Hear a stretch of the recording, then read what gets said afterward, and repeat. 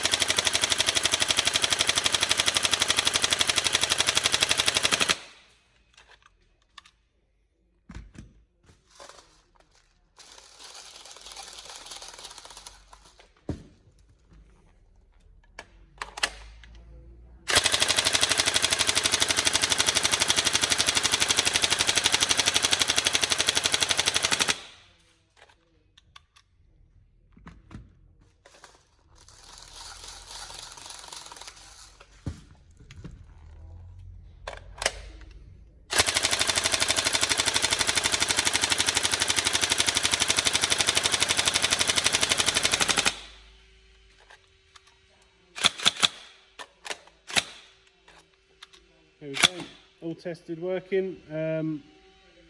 Any problems, let us know, but we'll put the video up with all the build specification on there, and hopefully we can get this gun out to you soon. Thank you.